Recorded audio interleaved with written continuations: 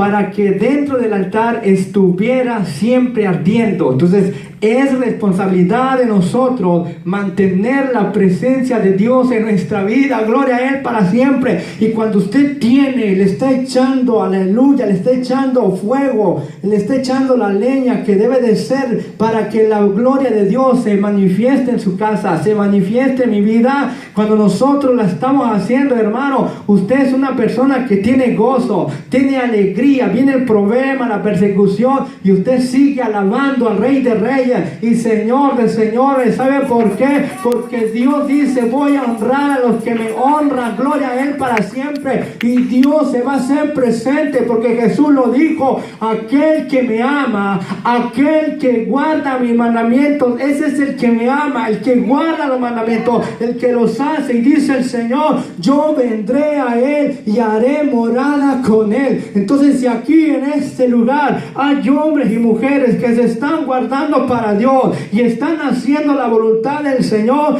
déjeme decirle que habrá alimento en este lugar, habrá palabra en este lugar, habrá unción en este lugar, y habrá palabra que va a ministrar los corazones, y Dios va a levantar hombres y mujeres con ese poder. Gloria a Él para siempre. No estamos hablando positivo, no, estoy hablando, profetizando la palabra, porque la palabra del Señor es profecía, y nosotros tenemos la palabra más profética y segura. Deje de andar buscando un profeta, un apóstol, evangelista. No, lo que tenemos que hacer es humillarnos delante de la presencia del Señor y decirle: Señor, yo te necesito, quiero entregar mi vida completamente a ti, quiero ser un servidor, no buscar gloria, no, buscar que la gloria de Jehová esté en mi vida, esté en cada lugar, en este lugar, hermano.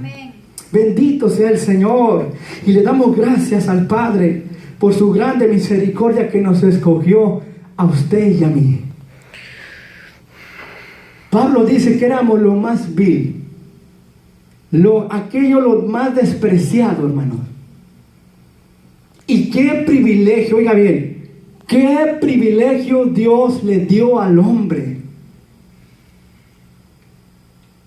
A Dios no le plació salvar a los ángeles que pecaron. Oiga bien, aquel hombre que Dios lo había hecho inferior, aquel fue donde la gloria de Dios se manifestó.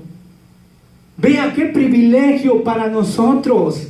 Entonces, por eso la iglesia, si entendiéramos lo que nosotros tenemos, si entendiéramos lo que Jesús puso en nosotros, puso su nombre, puso su gloria, puso su espíritu, puso su palabra. ¿Para qué? Para que nosotros la hagamos. Y cuando usted y yo estamos haciendo la palabra del Señor y obedeciendo su palabra, déjeme decirle que Dios proveerá todo lo que usted necesita y todo lo que yo necesito. Pero hay requisitos: atesorar la palabra del Señor. Y vamos a ir a la palabra del Señor. Esto es que el Señor de repente pone ahí algo y usted tiene que hablarlo cuando está acá, porque Dios está ministrando a las vidas a través de este siervo inútil. Yo digo este burro, siervo inútil, porque yo no merecía, ¿verdad? Pablo lo dijo, pero el Padre demostró toda su clemencia.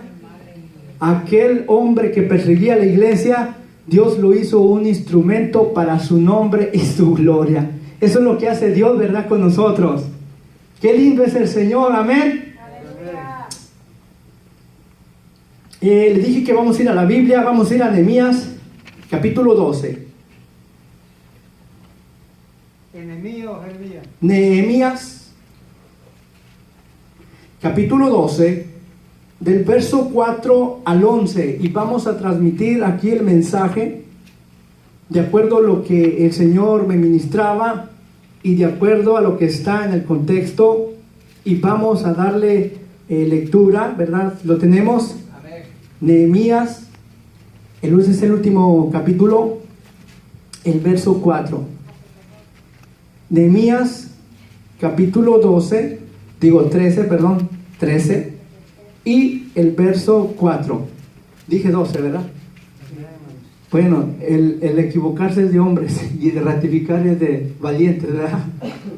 Gloria a Jesús. Bendito sea el Señor. ¿Lo tenemos? Dice así la palabra del Señor: en el nombre del Padre, del Hijo y del Espíritu Santo, a Él sea la gloria por los siglos de los siglos. Y la iglesia de Dios dice amén, porque toda la gloria es para Él.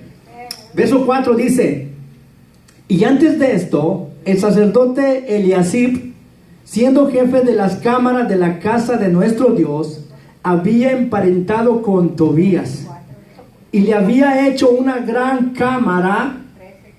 13:4. Nehemías capítulo 13, verso 4. Lo vuelvo y repito. Antes, el verso 4. Y antes de esto, el sacerdote Eliasib, siendo jefe de la cámara de la casa de nuestro Dios, había emparentado con Tobías y le había hecho una gran cámara, en la cámara la cual guardaban antes las ofrendas, el incienso, los utensilios, el diezmo de del grano, del vino, del aceite, que estaba mandado dar a los levitas, a los cantores, a los porteros, y las ofrendas de los sacerdotes. Mas todo esto yo no estaba en Jerusalén, porque en el año 32 de Artajerjes, rey de Babilonia, fui al rey, y al cabo de algunos días pedí permiso al rey para volver a Jerusalén. Y entonces supe del mal que había hecho Eliasib por consideración a Tobías, haciendo para él una cámara en los atrios de la casa de Dios. Y me dolió en gran manera, y arrojé todos los muebles de la casa de Tobías fuera de la cámara, y dije que limpiara las cámaras e hiciera volver allí los utensilios de la casa de Dios, las ofrendas y el incienso. Encontré asimismo que las porciones para los levitas no les habían sido dadas, y que los levitas y cantores que hacían el servicio habían huido cada uno a su heredad. Entonces reprendí a los oficiales y dije: ¿por qué está la casa de Dios abandonada? Y los reuní y los puse en sus puestos. Hasta ahí vamos a darle lectura y vamos a orar para que Dios sea que tome el control de mi boca, de mi pensamiento, conforme de la palabra del Señor. Padre Santo, en el nombre de Jesús, tu Hijo amado, Señor, estoy delante de tu presencia, Señor. No soy digno de estar en este lugar, Padre, pero a usted le ha placido, Señor, revestirme, transmitirme su palabra como siempre lo ha hecho, Señor, desde que me llamó por su gracia y su misericordia, Señor, ser un canal de bendición, Señor, para que sea su iglesia restaurada, edificada, y comprendamos los propósitos tuyos esenciales, Padre, en el nombre de Jesús, Señor, que esta palabra, Señor, caiga en los corazones, Padre, de tu iglesia, Dios mío, y de todos aquellos que van a oír esta palabra, Señor, porque estamos, Señor, hablando, Señor, de tu palabra. No estamos hablando de una novela, no estamos hablando de política, estamos hablando del eterno, de la palabra del Señor, y tu palabra merece honra, palabra digna de ser recibida por todos, que Cristo Jesús vino al mundo para salvar los pecadores y restaurar la vida, Señor. Aquí estamos, Señor, delante de tu presencia, Dios mío. Restaura, levanta, sana, liberta, Señor, a través de tu Espíritu Santo en esta hora, Dios mío. Y tu palabra no volverá a ti vacía, Señor, sino que la harás conforme, Señor, que haga el fruto, Señor, que lleve el fruto, Señor, que a usted le place, en el nombre de Jesús. La honra y la gloria sea para ti, Señor. Amén y amén. Gloria a Dios. Tome su lugar.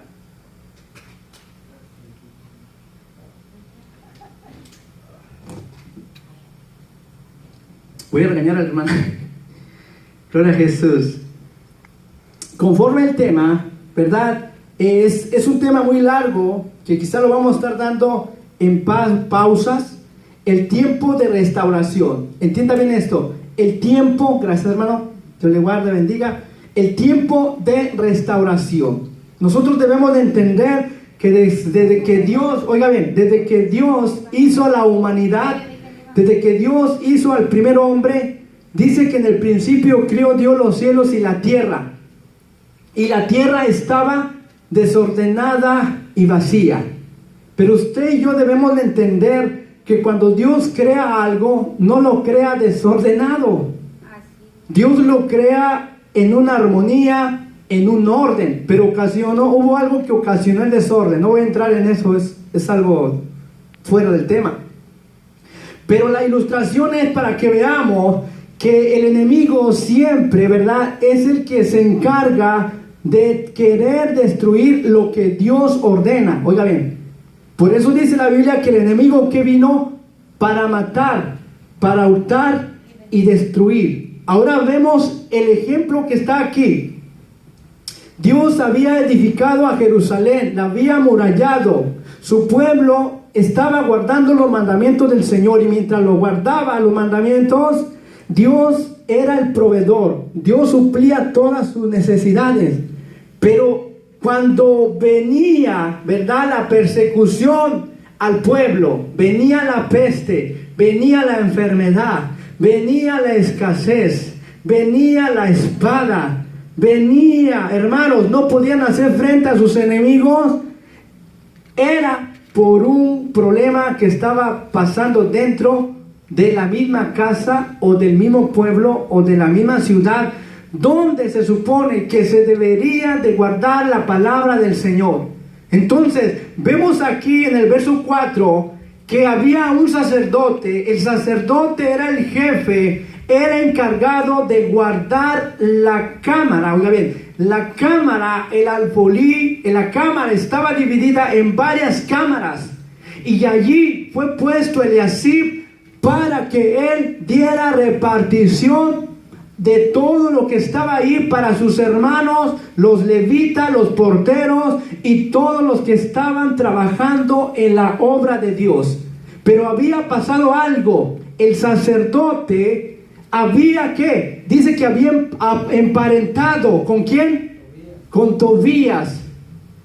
Y una forma ilustrativa espiritualmente debemos de entenderlo. Voy a espiritualizar. Vamos a decir que la cámara, o sea, la cámara que le había dado Dios, que le encargó a Eliasib, es el corazón, es su casa. Y la podemos aplicar para la casa de Dios, la podemos aplicar para la casa de nuestro propio corazón. Y le había dado, oiga bien, había abundancia en la casa del Señor. Porque déjeme decirle que cuando Dios nos llama, nos restaura, en nosotros debe de haber abundancia. Amén. Debe de haber gozo. Debe de haber, oiga bien, en esa cámara había cosas esenciales que debía de haber para ministrar o para dar. Y lo primero que encontramos, ¿qué era?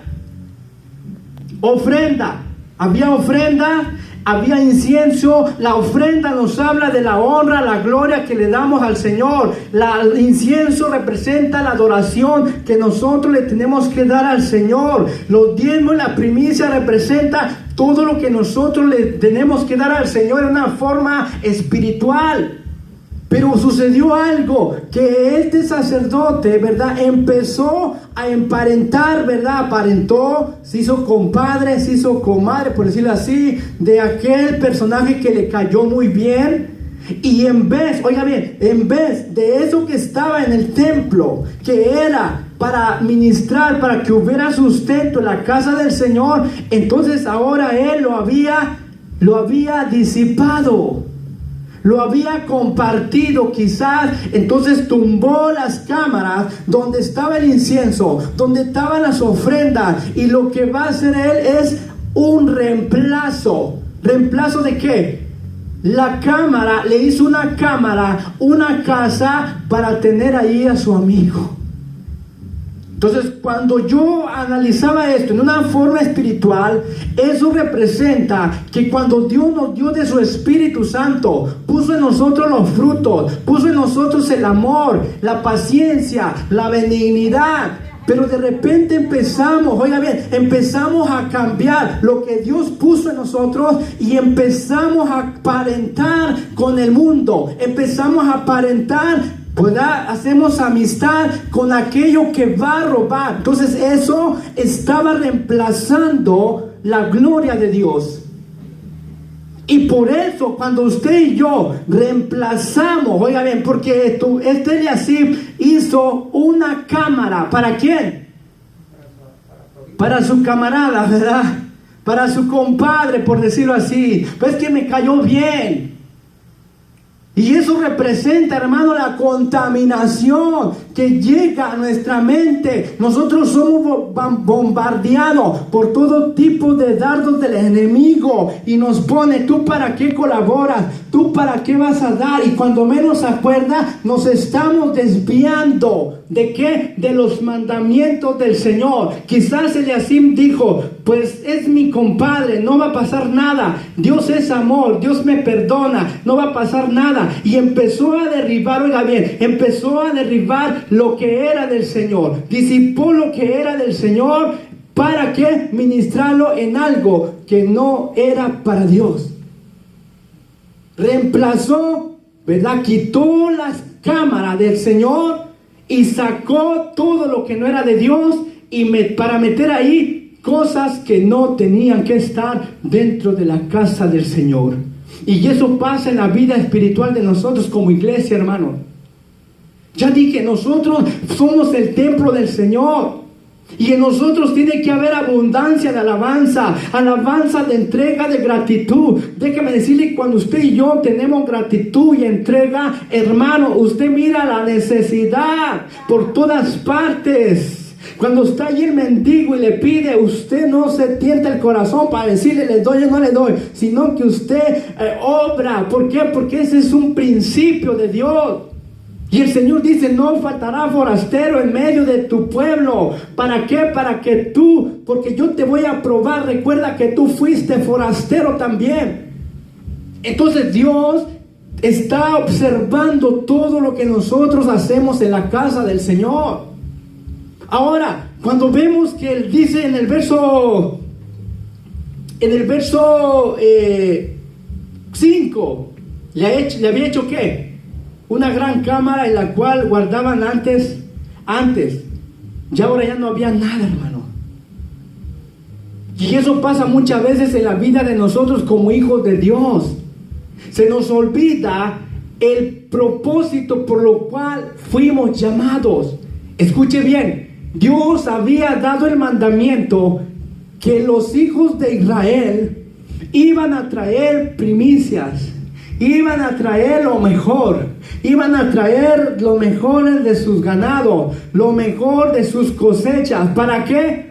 Para que hubiera alimento en la casa del Eterno. La responsabilidad de que hubiera alimento en la casa del Padre o la casa de Jehová no era, oiga bien, le fue encomendado al pueblo. Que hubiera el alimento, ¿para qué? Para que los que ministraban, para que los que estaban, ¿verdad?, de tiempo completo en la obra del Señor, tuvieran sustento para ministrar en la casa del Señor. Y cuando nosotros como pueblo del Señor no hemos entendido, imagínense, Dios le dijo a la tribu de Judá, vas a traer tus primicias a mi casa, al templo. Imagínense la tribu de Leví decir, ¿y yo por qué? Que trabajen. No es mi responsabilidad. Bueno, bíblicamente tenemos los principios básicos para que entendamos que así como ellos actuaban en obediencia al mandamiento, entonces ellos alcanzaban bendición. Y el Señor les dijo, lo vas a hacer para que aprendas a temer. Entonces el temor tiene que ver con la obediencia al Señor. No decir, ay Señor, me da miedo. No. Temor significa que nosotros caminamos obedeciendo la palabra del Señor. Y cuando usted y yo obedecemos la palabra del Señor y decimos que amamos a Dios, entonces en nosotros hay una entrega. Una entrega porque sabemos que Dios tuvo misericordia de nosotros y nos ha encomendado, oiga bien, nos ha encomendado este ministerio. El ministerio no es del hombre, es del Padre. Gloria a Él para siempre, porque Él escogió al hombre solamente para que fuera un administrador. Pero los sacerdotes que estaban ahí solamente habían sido puestos para ministrar nada más. Pero ellos, los que traían y colaboraban, era para que hubiera alimento en la casa del Señor. ¿Para qué? Para que esa era una forma como Dios iba a probar el corazón de su pueblo. Si era un pueblo dadivoso, generoso y cumplía sus mandamientos, entonces eso hacía que hubiera alimento en la casa del Señor. Y cuando estaban los sacerdotes ministrando, haz de cuenta que Dios estaba dentro del... Escuche bien, mire, cuando los sacerdotes estaban ministrando en la casa del Señor, haz de cuenta que estaba Dios mismo. Vea esto. Cuando los sacerdotes están ministrando en la casa del Señor, haz de cuenta que está Dios mismo ministrando. Porque el hombre debe de entender, los hijos de Israel sabían que solo aquellos que habían recibido el don del sacerdocio, entonces solamente ellos eran, ¿verdad?, los escogidos para que Dios hablara por medio de ellos, y ellos eran los que instruían al pueblo. Entonces el deber de los sacerdotes era solamente hablar, enseñar, hablar y ministrar la palabra del Señor. Y la responsabilidad del pueblo era traer para que hubiera sustento en la casa del Señor. Y no podían olvidar, ¿verdad?, este mandamiento. Ahora, ¿qué pasó cuando nosotros tenemos, verdad, reemplazamos lo que Dios ha dicho? Ese es el peligro, hermano. Porque hoy en día, ¿verdad?, nosotros reemplazamos los mandamientos del Señor y decimos, yo creo que esto es así, yo pienso que esto es así. No, hermano, no es como nosotros pensemos. Nosotros debemos ser conducidos por la palabra del Señor.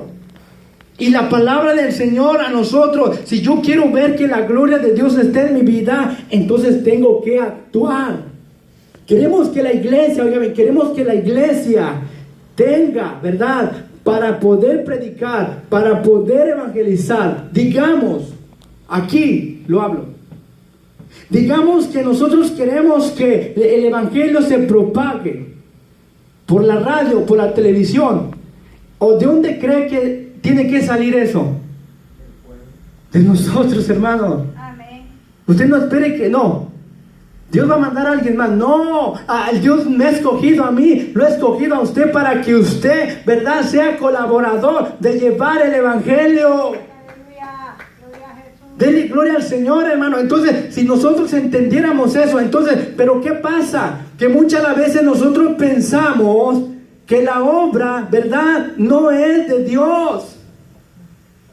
Que la obra, ¿verdad?, es de sí mismo. Y eso caemos en un gran error. Porque yo siempre he entendido que la obra de predicar, de enseñar, de llevar un ministerio, no es del hombre. La otra vez yo explicaba que aún los que están allá en las leyes civiles, todos aquellos son puestos por Dios. Aún los presidentes, aún los reyes, aún los gobernadores, por muy sinvergüenzas que sean, la Biblia dice que Él es el que establece autoridades. Él es el que los pone. Por eso dice Pablo que por eso nosotros pagamos impuestos, pagamos taxas, pagamos tributos. ¿Por qué? Porque dice que los que están en eminencia, dice que no hay ley puesta si no ha sido por Dios. Y si usted desobedece a esas leyes, entonces dice que está resistiendo a Dios. Oiga bien, si esas leyes que son solamente civiles y son paganas y no conocen nada de Dios, el que las viola o las desobedece, acarrea, oiga bien, enfrenta con el Eterno. Cuánto más cuando nosotros, ¿verdad?, menospreciamos las autoridades que Dios pone dentro de las iglesias. Vea. Entonces nos metemos en un peligro grande. Entonces me gusta lo que hizo Nehemías, vamos a ir al verso, para ir rápido ya, vamos a terminar. Verso 8. ¿Qué dice? Y me dolió en gran manera. Y me dolió en gran manera. Y arrojé todos los muebles de la casa de Tobías fuera de la cama. Escuche bien, imagínense esta escena. Imagínense, voy a ilustrarlo literalmente. Este es el templo. Allá están las cámaras. Donde la cámara donde se llevaban los primicias, diezmos. Un día voy a hablar, ya estábamos hablando del diezmo el otro día, ¿verdad? Sabemos que el diezmo hay muchas cosas que no lo aplicamos como debe de ser, pero nosotros estamos aprendiendo los principios básicos y eso los vamos a tomar como referencia y ejemplo. Entonces imagínense, este es el templo. Allá atrás están las cámaras. O sea, cuando habla de cámaras está hablando de almacenes. Puede ser cuartos, bodegas. Lo mismo es el alfolí, es traducido como almacén. El alfolí es el almacén. Entonces había cámaras especiales, oiga bien, deben entender esto. Cámaras especiales, ahí la cámara le llaman la cámara del tesoro. Entonces allí era donde se administraba las primicias, los diezmos, no de todo el pueblo, ya lo expliqué el otro día. Y los diezmos que iban ahí eran la 10ª parte de los levitas. Eso tenía que estar ahí para que de eso hubiera mantenimiento a los turnos que trabajaban en el ministerio sacerdotal. Entonces ellos se encargaban de distribuir. Pero ¿qué pasó? Viene, ¿verdad? Nehemías y miró, digamos, la apostasía. El mismo sumo sacerdote, o no el sumo sacerdote, era el encargado de las cámaras de administrar todo allá. ¿Qué había pasado? Lo había derribado. Entonces ya no había campo para los levitas. Ellos eran los encargados de mantener el servicio, que las puertas estuvieran abiertas, que la limpieza estuviera bien hecha, que si había grietas hay que arreglarlas. Entonces ellos eran encargados de dar el servicio cuando el pueblo llegaba. Entonces ellos eran los encargados. Pero ¿qué pasó? Eliasib, por hacer compañerismo con su amigo Tobías, empieza a sacar todo aquello, oiga bien. La Biblia nos dice si lo malgastó o lo invirtió para comprarle los muebles a Tobías, ¿verdad? Supongamos. No dice si lo invirtió para comprarle los muebles a Tobías y hacerle una cámara de lujo, ¿verdad? Porque le cayó bien y sacó todo lo que era de Dios. Entonces vea, allí ilustra nuestra vida espiritual, que muchas veces Dios nos ha dado gloria, nos ha dado poder, nos ha dado abundancia, y muchas veces nosotros esa abundancia, en vez de ministrarla en la necesidad que debe de ser como hijos de Dios y como ministros del Evangelio, muchas veces la disipamos en otras posiciones y en otras cosas que nada tiene que ver con la palabra de Dios o con los mandamientos de Dios. Entonces vea Eliasib, sacó todo del templo. Entonces, ¿qué pasó? Los sacerdotes, usted vea el verso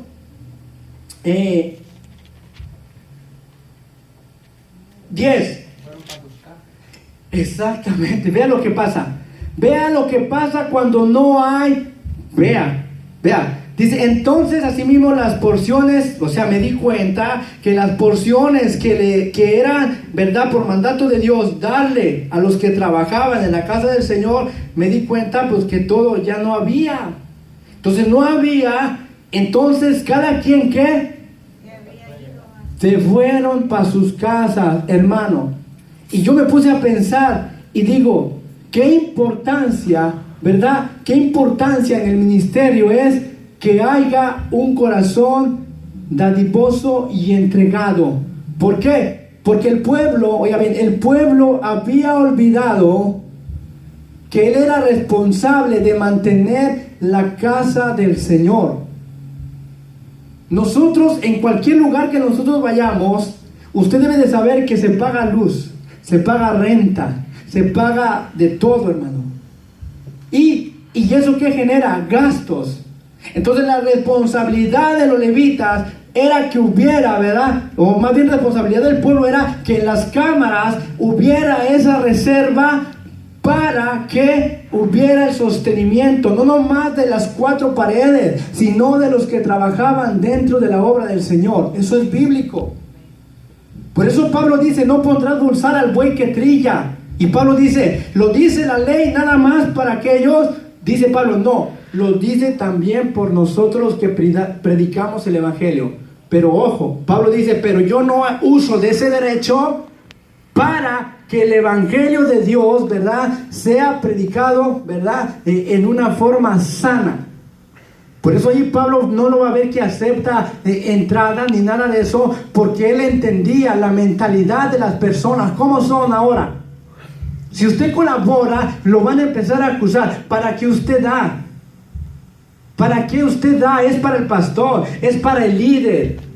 ¿Sí o no nos señalan así? La otra vez yo le enseñaba y le ministraba que cuando yo estaba colaborando, diezmando y todo, y me entró aquel dolor en el pie, la gente decía, se burlaba, mira, mira cómo estás, mira tu condición. Pero déjeme decirle, aún en la condición que estaba, no era pretexto, no era una justificación para yo dejar de colaborar. Nunca ha estado eso en mi mente.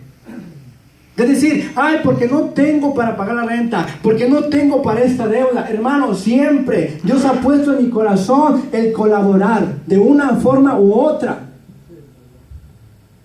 Vea, entonces cuando nosotros tenemos sabemos esa identidad, qué es lo que Dios ha puesto sobre nosotros, y sabemos que no lo estamos haciendo para el hombre, sino para el Señor, entonces Dios está mirando, este es mi hijo.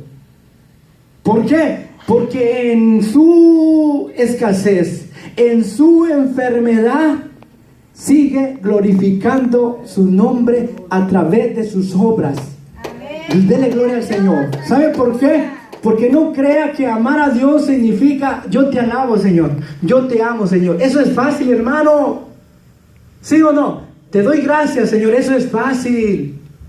Si la gente del mundo dice, yo también creo en el Señor, nosotros también creemos en el Señor, pero cuando le dice, tú vas a la casa del Señor, estás estudiando la palabra del Señor, allí le sacan la vuelta. Entonces, eso quiere decir que no ama a Dios. Y dice la palabra del Señor, le dice los profetas a su pueblo, este pueblo de labios me honra, ¿sí o no? De labios me honra, dice que me ama, pero cuando se trata de dar lo mejor para el Señor, ahí dice, Señor, déjame pensarlo. Quizás, tal vez, lo voy a pensar.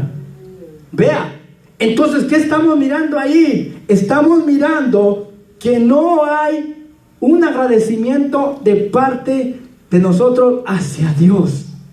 Pero cuando usted y yo tenemos el agradecimiento de Dios en nosotros y sabemos que éramos lo miserable, sabemos que nosotros estábamos destituidos de la gloria de Dios, sabemos que estábamos sin Dios y sin esperanza en el mundo, y sabemos que de esa miseria Dios nos apartó y que ahora nos ha hecho príncipes y que estamos sobre mejores promesas, y las promesas de Dios son eternas, y sabemos que Dios tiene calles de oro y mar de cristal, y que la nueva Jerusalén es de piedras preciosas. Y cuando usted oye eso, entonces usted dice, vale la pena trabajar para el Señor. Y aunque muchos tengan la mente como Judas, ¡qué desperdicio! Hermano, es aquí dentro de la iglesia, en las iglesias hay gente así, hermano. ¡Qué desperdicio! ¿Por qué mejor no hacemos por qué mejor eso que derramó esa mujer, pudimos hacer mejor otra cosa? Vea la mentalidad que nosotros tenemos dentro de la misma iglesia. Jesús no quería que hubiera división en cuanto a eso, hermano. Pablo dice que haya en vosotros ese mismo sentir. ¿Sentir de qué? Tener la misma visión, tener el mismo sentir. Si vamos a adorar a Dios, pues apague su celular. Dejen de estar pensando si ya puso la marrana, como dicen allá. No, póngase en espíritu y dice, vamos a alabar al Señor juntos. Gloria a Él para siempre. Mirad cuán bueno y delicioso es habitar junto a los hermanos. ¿En qué? En armonía. Por eso usted ve, gloria a Dios, usted ve en la iglesia primitiva que dice, todos tenían un mismo sentir, todos alababan a Dios, todos participaban de la oración, todos participaban del pan. Nadie decía, ay, que le ayude el hermano a ver cómo le hace. Eso no existe en los hijos de Dios verdaderos, hermano. Eso no existe. Y le voy a explicar por qué. Cuando el pueblo de Israel peleaba, y usted lo puede ver en la lucha que Moisés tuvo con Amalek, me lo vas a desterrar. Y cuando Moisés levantaba sus manos, el pueblo de Israel iba hacia adelante. Iba hacia adelante. Eso es la unidad, hermanos. La unidad que debe de haber en las iglesias, en todas, la iglesia del Señor. Que cuando usted mira al hermano que está luchando y lleva la bandera de la fe y quiere ir hacia adelante conquistando las almas, el reino, los corazones de los hombres, no debe de haber alguien que le baje la mano a Moisés, no. Tiene que haber hombres y mujeres que digan, yo voy a levantar la mano de mi hermano, gloria a Él para siempre. ¿Por qué? Porque su victoria es mi victoria. Si un hermano está pasando necesidad en cualquier índole, hermano, yo estoy llamado a levantarle mi mano. Quizás no vaya a ir literalmente, o quizás si pasa necesidad y sáquese algo de la bolsa, hermano. Porque dice el Señor, si tú dices Santiago, ¿verdad? Si tú ves a tu hermano que no tiene para comer ni cobija, y nomás le dices, ay, que Dios te bendiga, ¿verdad? Dice Santiago, pues qué bonito, así hasta yo. No, dice, pero si no suple lo que necesita, ¿verdad? Entonces Dios, en la Biblia hay parámetros. Entonces sucede lo mismo en lo espiritual, aquí en la casa del Señor. Entonces, ¿qué hizo Aarón y Hur? ¿Qué levantaron? Levantaron las manos de Moisés. Entonces, ¿qué hubo ahí? Todo el pueblo prevalecía, porque así debe de estar la iglesia, hermano. Debemos de estar unidos, peleando por el mismo propósito. Nosotros estamos peleando, oiga bien, no para hacerle daño a nuestros hermanos. Estamos tratando, oiga bien, digo tratando porque no hacemos lo que Dios nos ha encomendado. Pero debemos de tener el mismo sentir para poder restaurar y edificar. Si vamos a la guerra, hermanos, tenemos que ir juntos, armados, unidos de la mano. Y si vamos a edificar en cualquier cosa, si digamos, nos comprometemos, gloria a Dios, a edificar un templo propio para el Señor, tiene que haber ese sentir en todos. Pero tiene que haber una propuesta. Fíjese, me gustaba la propuesta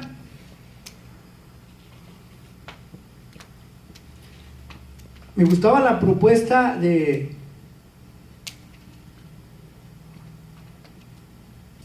Nehemías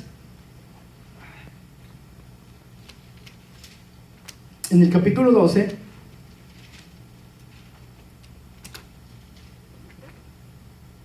Pues más bien ahí, vamos a continuar ahí. Nehemías, ahí vamos a terminar por ahí. Ahora bien, en el verso 11, ya para concluir con esto, dice, entonces reprendí a los oficiales y dije, ¿por qué está la casa de Dios abandonada? Esa es una pregunta que yo me hice personalmente. Quizás es para usted también o para alguien que va a escuchar, pero yo lo analicé así. Y se me vinieron varias porciones de la Biblia, porque cuando usted está leyendo la palabra, el Señor le empieza a ministrar y te lleva a otro pasaje parecido. ¿Se acuerdan cuando David, verdad? Cuando David tenía, ya Dios le había dado paz y tenía ya su reino, ¿verdad? Unido. ya había sido ungido. Entonces, la tienda, oiga bien, el arca del pacto estaba ya en una tiendita de manta, de garra. Y me gusta el sentir de David. Y dice, ¿cómo es posible que el arca de Jehová esté allá en esa tienda y yo aquí en una mansión como un rey? Debería ser al revés. Él debería de estar allá y el rey debería, o sea, el arca de Jehová, que es la presencia de Dios, Dios mismo, debería de estar en el palacio. Y luego entendí, hermano, que muchas veces en nosotros hay ese mal espíritu que solo queremos para nosotros, hermano. Mire, si a nosotros en nuestra casa queremos lo mejor, ¿sí o no? ¿Cuántos no queremos lujos? Todos queremos lujos en nuestra casa, buenos carros, buenos muebles, la televisión de toda esta cuadro de pantalla, que vea que casi usted se mete adentro de la televisión, ¿verdad? En 3D, en alta definición y todo aquello. Y eso, oiga bien, eso no es malo, pero el problema es que cuando se trata, oiga bien, para la obra del Señor, y yo analizaba esto y es cierto, mire, muchas las veces cuando a uno se le daña un carro, usted paga hasta miles de dólares. Me ha pasado a mí. Miles de dólares, hermano, y no me duele para dar $1,000, hermano, allá, y hasta a veces uno se endeuda, hermano, para poder arreglar su carro. Présteme 600, 500, porque los mecánicos cobran y bonito. No crea que son baratos la mano de obra, sino que la cobran. Y si es mecánico que es avaro, le va a sacar más. Ahí le desarregla, en vez de arreglarlo, lo desarregla. O le echa mentiras que es la transmisión y que es el motor. Y nomás es que echarle ahí y ponerle un fusible. Pero ya le bajó más de $1,000. Y eso no se nos hace dolor, hermano. Y cuando se trata, llegó la hora de ofrendar. Santo, y yo les pienso, digo, no, $1,000 no, ni 200, no, menos. Le voy bajando. Entonces, ¿qué veo yo ahí, hermano? ¿Qué veo yo ahí? Entonces me dije, Señor, le digo, por eso estamos como estamos, Señor. Así, honestamente. Dije, por eso estoy como estoy, por eso nunca puedo, nunca tengo, siempre tengo esta necesidad. ¿Por qué? Porque me he olvidado de los valores espirituales primeramente. Entonces el Señor me mostraba que cuando yo pongo por primero la casa del Señor, cuando hablo de la casa puede ser aquí, puede ser trabajar en la obra. Mire, ¿usted cree que yo para traer esto solo lo saco de así? No, yo duro días. Y ni come. Y está desvelándose. Y piensa, le dice, le pregunta al Señor. Pero porque usted quiere dar lo mejor. Porque usted sabe que la palabra se tiene que dar lo mejor. Tiene que enseñar lo mejor. Si va a ministrar acá en la alabanza, tiene que ser lo mejor. Todo tiene que ser lo mejor. Cuando usted va a trabajar al trabajo, no lo va a hacer a medias. No va a llegar el patrón y te faltó ahí una parte. No, ahí se va. No es que ahí se va. Tienes que hacerlo como debe de ser. Entonces así mismo sucede en la casa del Señor. No puede decir, ahí se va. Ay, como le hagan. No, hermano, tiene que ser cuando nosotros hemos entendido, hermano. Entonces yo entendí y decía, esta palabra decía, David miró su condición, decía, en mi casa vivo como rey. Pero en la casa del Señor, abandonada. El arca de Jehová, ¿dónde estaba? Abandonada. ¿Y qué significa el arca, hermano? Significa la presencia, significa el poder de Dios, significa la palabra, significa la unción. Usted debe de saber que si la presencia de Dios no está en nosotros, no somos nada. No podemos ni siquiera hablar de la palabra, no podemos ni siquiera decir gloria a Dios, no podemos hablar a la gente porque todo nos da miedo. Pero gloria a Dios, cuando usted ha puesto primero a Dios, porque has puesto a Dios por esperanza, por castillo, y lo has puesto como primicia, como lo primordial, y amas a Él, entonces déjeme decirle que nosotros vamos a tener victoria en todo lo que hagamos. Por eso el Señor le dice a Josué: no te despegues de este libro de la ley, de la vida, medita en él de día y noche para que hagas. ¿Para qué la palabra? Para que hagas, no para oír y hacer hacedor, no para que entre y aquí salga, no, sino para hacerla, para vivir en ella, para practicarla. Y cuando nosotros la estamos practicando, la gloria de Dios se va a mover en nuestra vida. ¿Por qué? Porque hay alguien que le está poniendo importancia a la palabra del Señor. Y Nehemías, oiga bien, Nehemías dijo, como David: ¿cómo es posible que esté la casa de Dios abandonada? Mire allá, no vea el templo atrás, todo está sucio, hermano. Y yo, del Señor ya tiene días diciéndome: tienes que limpiar afuera. Y lo voy a hacer el lunes, porque ya el Señor ya me dijo en la mañana: tienes que ir el lunes. Porque no puedes hablar, oiga, no puede hablar de restaurar si usted no pone en práctica, hermano. Vea. ¿Por qué? Porque la casa del... Oiga bien, usted su casa sí la tiene bien limpia, ¿verdad? Bien barridita, no basura, limpiecita. Pues así tiene que ser la casa del Señor. Y así no nomás tiene que ser la casa del Señor. Este es el templo, oiga bien. Esta es la casa, esta es la recámara. Donde en esta recámara tiene que haber presencia del Señor. Tiene que haber palabra. Y aunque este cuerpo se sienta enfermo, todavía hay algo, mi espíritu, que me levante. Y todavía tiene esperanza. Gloria a Él, que Dios es poderoso para sanarme. Y ya hay necesidad en mi casa, pero yo, confiando en el Señor y haciendo mi trabajo, Dios se va a encargar de suplir todas mis necesidades. Amén, aleluya. Pero depende de mi vida. Entonces, ¿qué hizo Nehemías para terminar? Y me dolió gran manera, dice. ¿Y qué dijo? Arrojé. Le sacó el chinchero, las cucarachas, las ratas, y todo le sacó los animales de ahí, porque ya lo había hecho como su casa. ¿Y qué nos habla ahí? Nos habla de una restauración. Nos habla que nosotros nos tenemos que volver a los mandamientos del Señor y ponerlos por obra y verdaderamente a vivir en ellos. Entonces, ¿qué hizo Nehemías? Primero le dolió, hermano, duele. ¿Qué dice Nehemías? Y me dolió en gran manera, y arrojé a todos los muebles de la casa de Tobías. Oiga bien, ya no había diezmos en la casa del Señor. Oiga bien, no había primicias, no había nada, hermano. ¿Qué había? Muebles.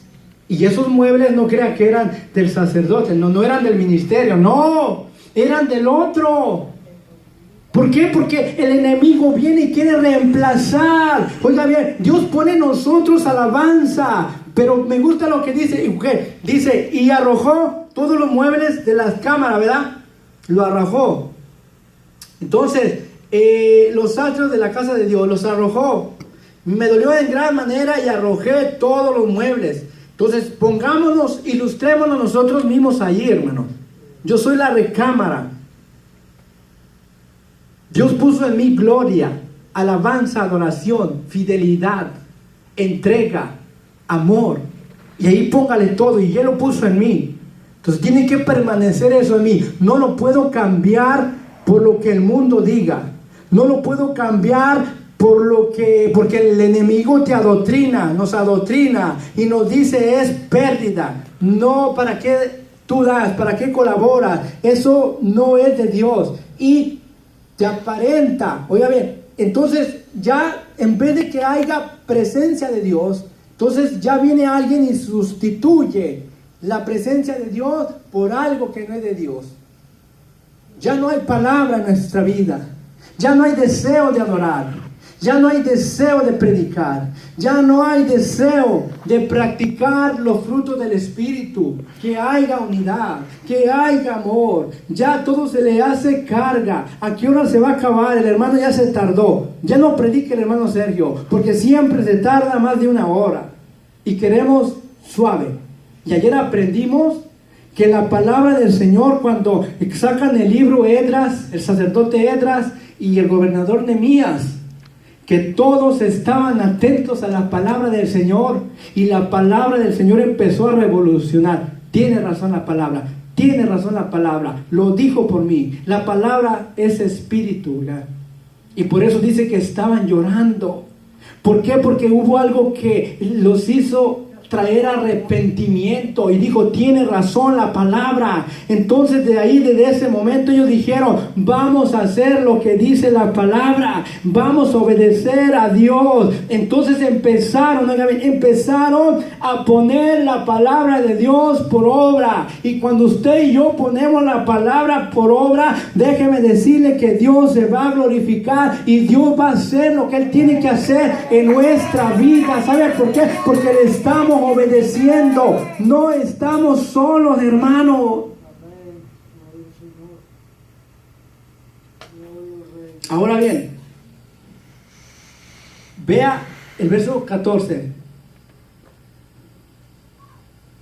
¿Qué dice? Acuérdate de mí, oh Dios, en orden a esto, y no borres mis misericordias que hice en la casa de mi Dios y en tu servicio.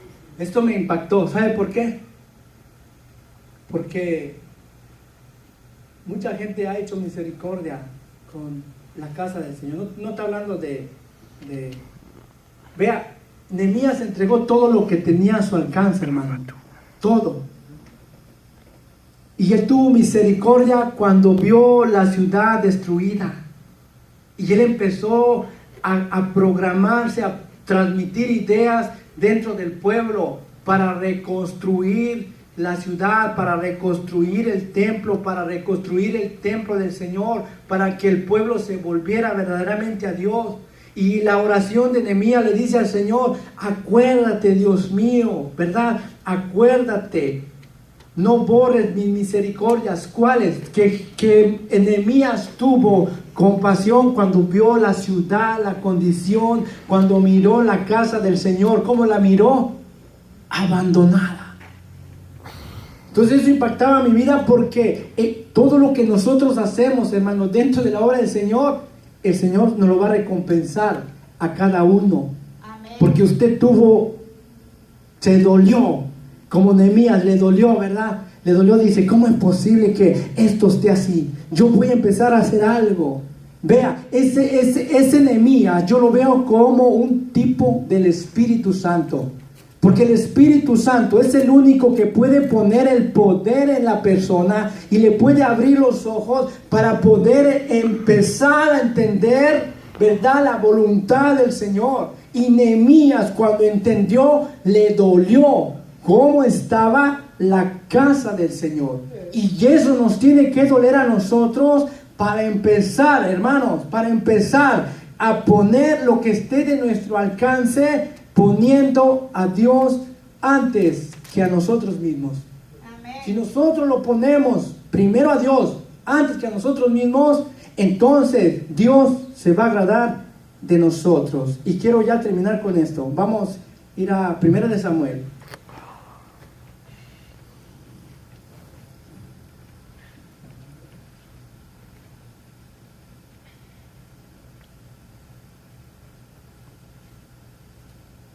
Primera de Samuel, capítulo 2.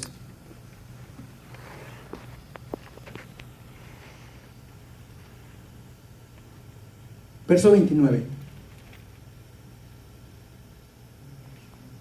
Voy a leer 3 versículos, ya que en su casa no lee la Biblia.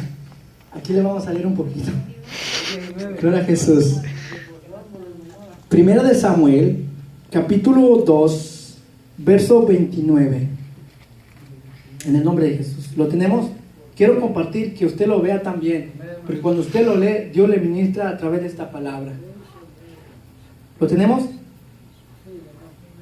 Dice, ¿por qué habéis hollado mis sacrificios y mis ofrendas que yo mandé a ofrecer en el tabernáculo? Y has honrado a tus hijos más que a mí. Engordad, dice, engordándoos de los principal de todas las ofrendas de mi pueblo Israel. Por tanto, Jehová el Dios de Israel dice, yo había dicho que tu casa y la casa de tu padre andarían delante de mí perpetuamente.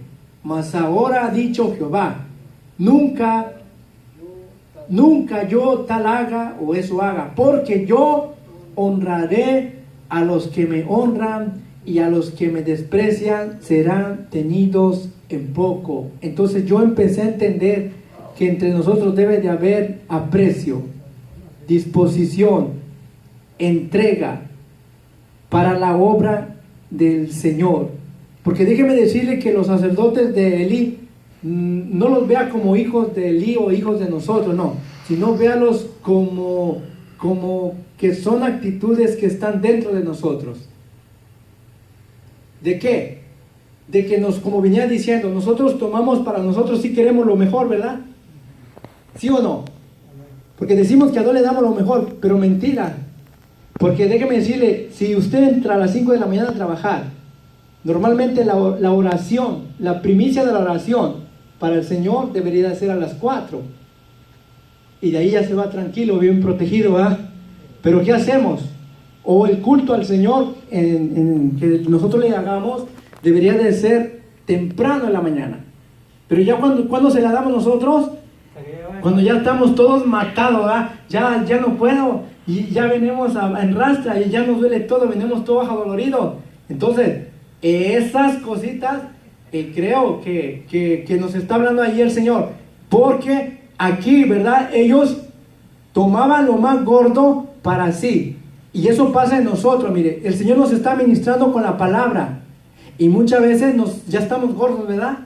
Ya conocemos catología, teología, y sabemos de filosofía, y sabemos trazar bien la palabra, pero nada más estamos llenos, aquí mismo nada más llenos, estamos obesos, ¿verdad? De tanta palabra. Vea, pero no la compartimos. Vea, entonces, pero lo que me gusta aquí, la forma aplicada, ¿verdad? Que yo veía era que, ¿verdad? Estos muchachos estaban tomando de lo que el pueblo de Israel traía, que no le correspondía, pero una forma interpretada para nosotros, aplicada, es la forma en que nosotros, la importancia que el sacerdote debería de tener, ¿verdad? Para presentarle a Dios lo que es de Dios y lo que era de Él para Él. Porque yo la otra vez le enseñaba y decía que había cosas que eran para Dios. ¿Para Dios qué era? Lo mejor. Y aquí dice que ¿quién tomaba lo mejor? Nosotros. Por eso lo ilustré. Nosotros tomamos lo mejor, hermano. Y para Dios, a ver si me queda. Para Dios, para ver si puedo. Para Dios, para ver si tengo tiempo. Y es que se acuerda. Y es si me acuerdo. Vea, entonces, eso, ¿qué hizo? Que ocasionó que Dios quitara. Oiga bien, yo le dije, Señor, no quites, ¿verdad?, tu palabra de mi vida ni de mi descendencia. Porque oiga bien el decreto de Dios. Yo había pensado que el hermano Sergio era bueno, pero ya vi que no, dice el Señor. Y yo había dicho que sus hijos se iban a levantar también. Póngalo como ejemplo, una forma ilustrativa. No es que así sea, pero ya vi que no me conviene. ¿Por qué? Porque no honró a Dios. ¿Y qué hizo Dios? Nunca yo tal haga, porque honraré a los que me honran. Entonces, si nosotros decimos, el Señor es mi todo, pero no le damos todo, ¿verdad que no? Decimos, Señor, yo te amo. Pero amar es como lo que hizo Nehemías. Le dolió y sacó fuera, ¿verdad? Sacó fuera todo aquello que no había en el pueblo, o sea, que no había en nosotros, no había la disposición, ya no había nada, no había eso de darle lo mejor a Dios. Entonces eso es lo que tenemos que sacar, lo que ha robado, lo que ha reemplazado, que nosotros le demos lo mejor a Dios, la honra, la gloria y lo monetario que le pertenece al Señor. ¿Se dio cuenta? Entonces, quería mostrar algo que aquí me encontré, pero se me perdió. Quiero terminar con esto.